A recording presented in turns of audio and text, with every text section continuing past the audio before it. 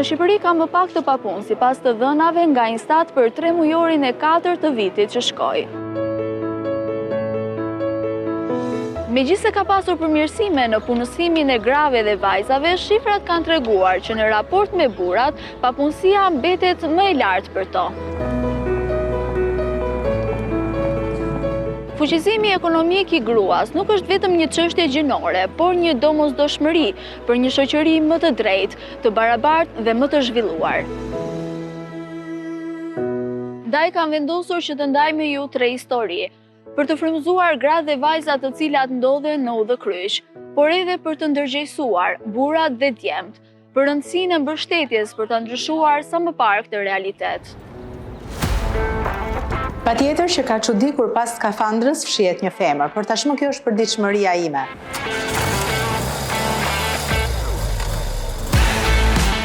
Jam Eralda Mazreku, prej më shumë se një dekade si përmarrëse dhe graphic designer.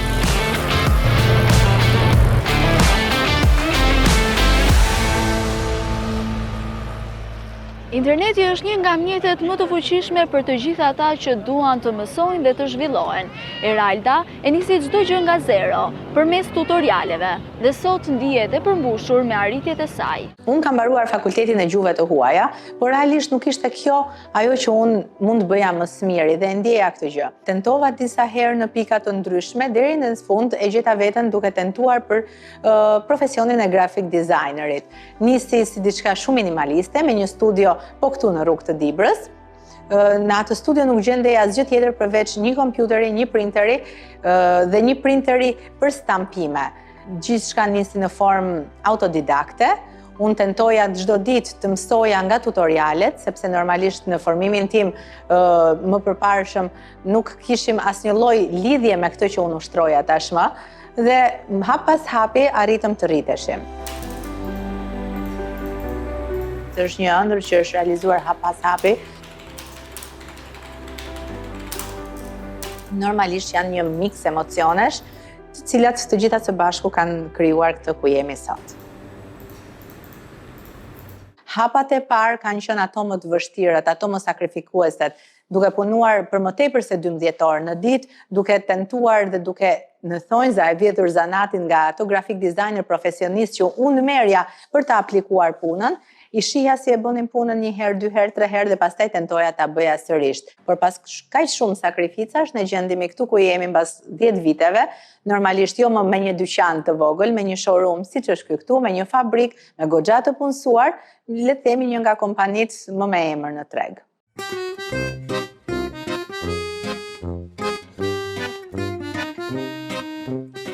Industria e modës po ecë me ritme të shpejta, ajo ka vendosur t'i qëndrojë besnike traditës, edhe pse në zonë rurale, shpresa ka hapur biznesin e saj ku jep me qira ose shet veshje popullore.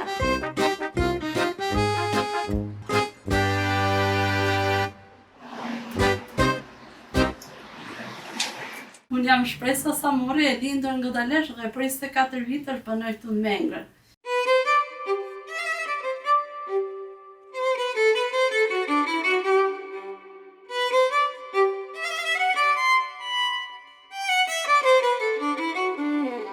Kjo është veshja Godaleshit dhe ishte pikërisht kjo veshje që unë vazhdova të punoja veshjen tradicionale. Kjo quhet këmisha mërgjan. Tu kemi rizat, kemi brezin, pastaj kemi nuskën, që është me ruza, kemi pjesën e sallmanit këtu. Këtu jemi me mangët e kamzollës dhe kjo është punim kryq. Për ta realizuar këtë duhet 2 muaj kohë. 2 vitet e fundit kam pa një tendencë në rritje të kërkesave të veshjeve popullore. Kjo traditë është mirë që mos u mbas. Do doja shumë që tradita të vazhdon edhe në brezat e ri.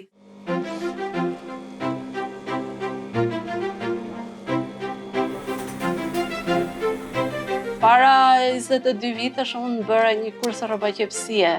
Pastaj te kurs unë nuk e vazhdova si rrobaqepse, po vazhdova të punoja si artizane, tu i qep kostumet grave të fshatit tim. Fillon gratë me mpru gjanat që si qepshin me dorë, qepshin me makinë dhe ja qepja unë. Masa kohësh puna ime është puc, se vazhdova t'ikja në Greqi. Atje punova për 4 vite punë sezonale, pastaj mos u riktheva, nuk punova më atje, vazhdova të punoj me kostumet e Shqipërisë mesme. Kam 12 vite që punoj veshjen e Shqipërisë mesme. Për mua është më mirë që ta kisha hap me kohë të punë. E kam hap shumë me vonesë. Do isha më mirë, mos kisha ikë në emigrim fare të kisha punu këtu.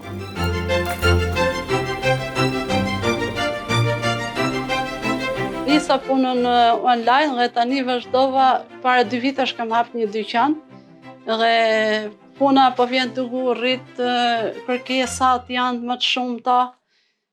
Me profesionalizëm dhe shumë përkushtim, ajo po bën ndryshim real te fëmijët me aftësi ndryshe.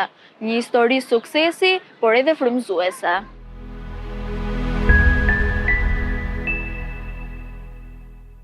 Dashuri, shikojmë pak, çfarë kemi këtu? Djali i mërzitur, djali i gëzuar. Mirë, do bëj pak si djali. Si është djali? Shikojmë anë këtu? Është i gëzuar. Mirë, ti po përpiqesh, ta kemë anë këtu? Ta kemë njërin tjetër?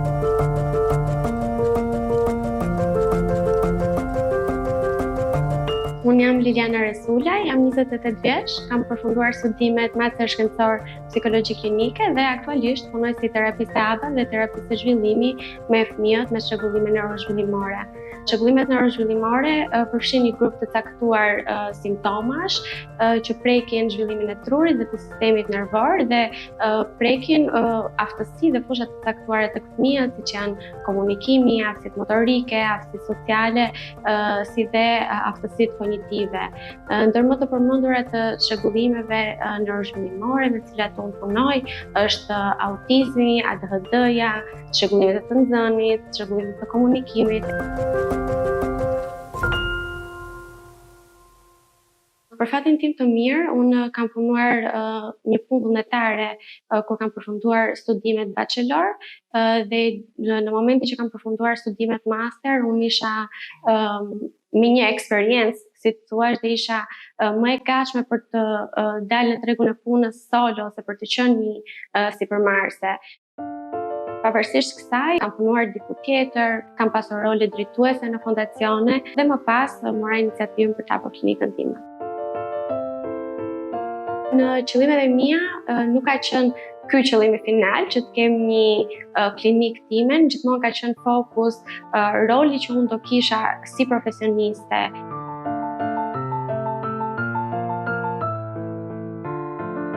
Sigurisht që ka qenë vështirë, sfidat janë të mëdha. E para është ana ekonomike, çështjet financiare. Sigurisht kam pasur një mbështetje shumë të madhe emocionale nga familjarët dhe nga miqtë e mi, por jo ato ekonomike. Kështu që më është dashur që ta nis me një kredi, të marr një kredi për të bërë një investim fillestar dhe më pas të punoj shumë fort sepse një biznes, ti je një businesswoman edhe një business owner, kërkon që ti të investosh çdo ditë, sidomos në këtë lloj industrie.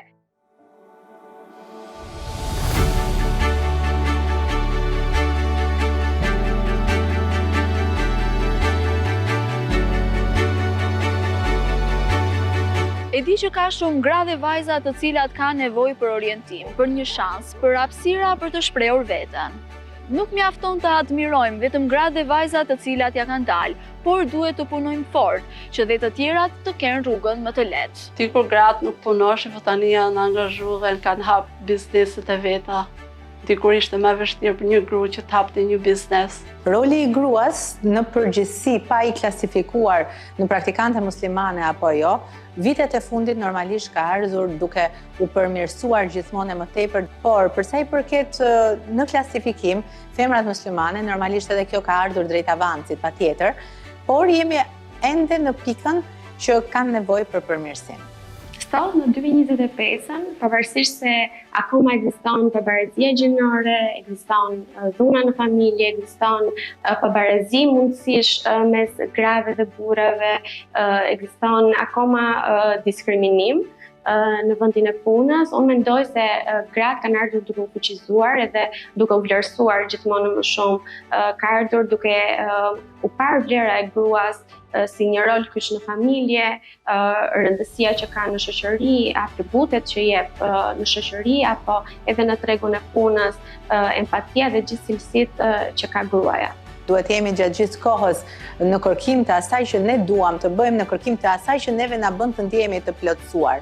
Le të testojmë, le të dështojmë, nuk është problem ky. Problem është nëse ne nuk provojmë dhe nëse ne mbetemi në vend. Thirrja më e fortë që unë nuk i bëj vajzave dhe grave është edukohen.